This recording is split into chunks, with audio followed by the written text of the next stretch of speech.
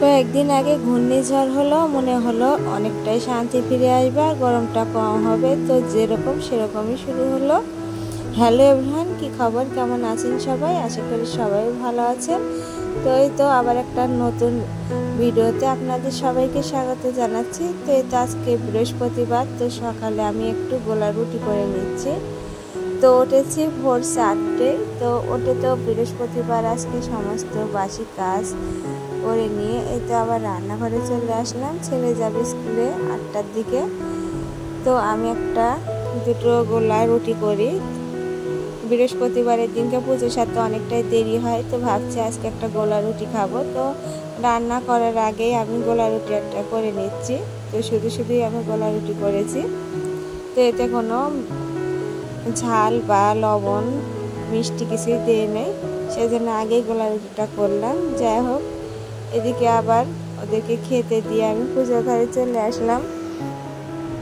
আর তার আগে তো আমি পুজোর বাসন ঘর দিয়ে পরিষ্কার করা সব কিছু করে নিলাম, ফুল তুলে আনলাম। তো ঠাকুর ঘরে এসে তো গোপালের চান করিয়ে দিচ্ছি। তো এতটা গরম, তো গোপাল সোনাকে চান না করালে গোপাল সোনার অনেকটাই গরম লাগবে। তো আমার মেয়ে বলছিল, মা গোপাল সোনাকে ভালো করে চান করিয়ে দাও, গোপাল সোনা অনেকটা গরম লেগেছে। আর এই যে একটা জামা, সুন্দর এই জামাটা পাতলা, তো এই জামাটা আজকে গোপাল সোনাকে পরিয়ে দেব। তো কয়েকদিন আগে তো ঝড় বৃষ্টি হলো, মনে হলো অনেকটাই স্বস্তি ফিরে আসবে, গরমটা কমবে, কিন্তু ঝড় বৃষ্টি থামার পরে শুরু হয়ে গেছে গরম, অসহ্য গরম, আর ভালোই লাগছে না। আজ কেন জানি শরীরটা ভীষণ খারাপ লাগছে, আর কয়েকদিন হলো আমার বুকে ব্যথা করছে, ঘুমিয়ে পারতে পারছি না। হয়তো 2 ঘন্টা ঘুম পারলাম, তারপরে চেতন পেয়ে যাচ্ছি, আর বুক আর পিঠে অসহ্য ব্যথা করছে। জানি না কিসের জন্য। গ্যাসের ওষুধ খাই, কিন্তু হঠাৎ যখন ঘুমাই তখন অতটা করে না, কিন্তু 2 ঘন্টা ঘুম পাড়ার পর এই ব্যথাটা শুরু হয়। তো উঠে বসে থাকি, এদিক ওদিক করার পর হয়তো ভোরে আজান পড়লো, তখন একটু মনে হয় যে ঠান্ডার ভাবে আমার ঘুম আসলো, তো তখন ঘুমাই। তো আজকেও সেরকম আর ঘুম ধরছিল না, তো উঠেই পড়লাম। বৃহস্পতিবারের দিন অনেকগুলো কাজ আছে। তো উঠে তো আমি কাপড় চেঞ্জ করে চলে গেলাম ফুল আনতে। তো অন্ধকার থাকতে থাকতে আজকে ফুল তুলে এনেছি। আজকে অনেকগুলো ফুল পেয়েছি। তো আমি সব গাছের থেকে অল্প অল্প করে তো এই কয়েকটা ফুল নিলাম আর সবার জন্য রেখে দিয়েছি। তো আমি যদি একা ফুল তুলি তো সবারই তো লাগবে, তো আমার সেটাই মনে হয়। তো আমি 3-4 গাছে অল্প অল্প করে এই কয়টা ফুলই নিই। তো ফুলগুলোকে আমি একটু গঙ্গা জল ছিটিয়ে দিয়ে তো চন্দন দিয়ে শুদ্ধ করে নিলাম। আর এদিকে বেল পাতাগুলো ছিঁড়ে নিয়ে আমি পূজার জোগাড় করে এই তো আমার পুজো দেওয়া হয়ে গেছে। আর আজকে তো গোবিন্দ সিংহাসনে আমি অতটা ফুল দিয়ে সাজিয়ে দেই নাই, কারণ আজকে তো বৃহস্পতিবার, এই তো লক্ষ্মীর কাছে পূজা দিতে অনেকগুলো ফুল লাগে, তো অনেক দেবতাকে পূজা দেওয়া লাগে, সেজন্য এই সিংহাসনে আমি আজকে কম ফুল দিয়ে সাজিয়ে দিয়েছি।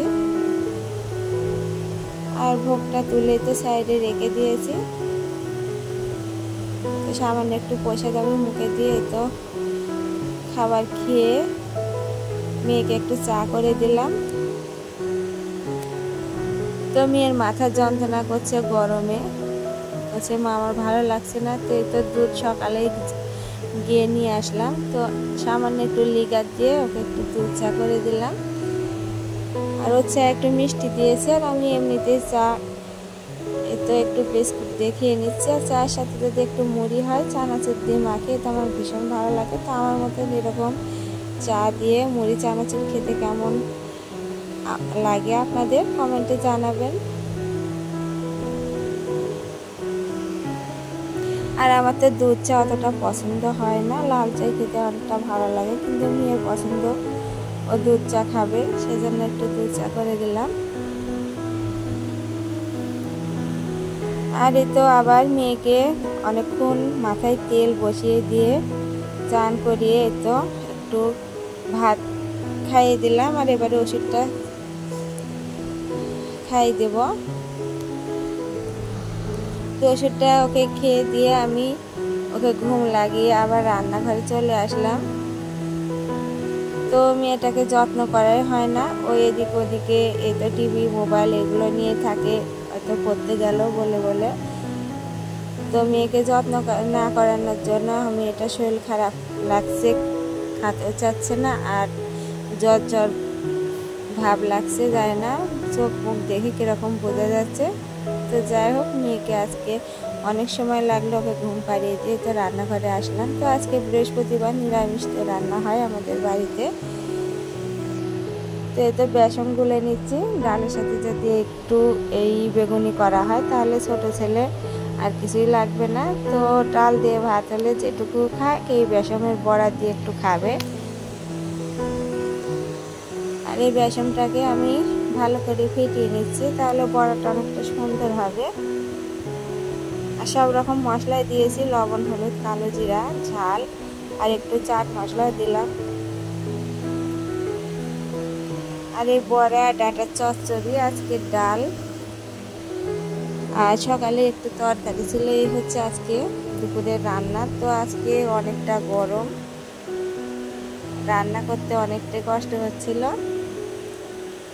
তো বন্ধুরা, এতক্ষণ আমার ভিডিও যারা দেখছেন, ভালো লেগে থাকলে প্লিজ একটা লাইক করে দেবেন এবং সাবস্ক্রাইব করে আমার চ্যানেলের পাশেই থাকবেন। আর যারা ফেসবুক থেকে দেখছেন আমার আজকের এই ভিডিওটি লাইক এবং ফলো দিয়ে শেয়ার করে দিয়ে আমার চ্যানেলের পাশেই থাকবেন।